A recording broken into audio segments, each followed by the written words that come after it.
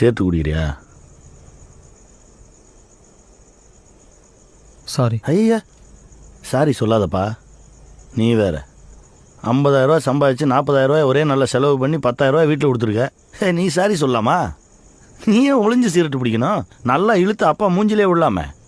இப்போ பிரச்சனை நான் சிகரெட் பிடிக்கிறதா இல்லை வீட்டில் 40,000 ரூபா கொடுக்குறதா? நீ கொடுக்குற 40,000 ரூபாய் தான் இந்த வீடு ஓடுதுன்னு நினைக்கிறியா? இல்லை, முதல்ல என் ரத்தத்தில் ஓடிச்சு, இப்போ உன் தம்பி ரத்தத்தில் ஓடுது. அவ்வளோதான். யாருக்குடா வேணும் பணம்?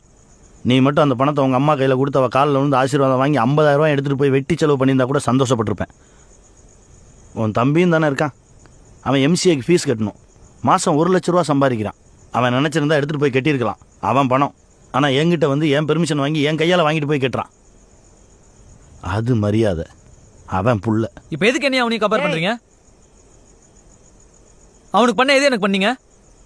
அவனை மட்டும் சென்ட் ஜான்ஸ்ல படிக்க வச்சிங்க, என்ன ராமகிருஷ்ண மிஷன்ல படிக்க வச்சிங்க.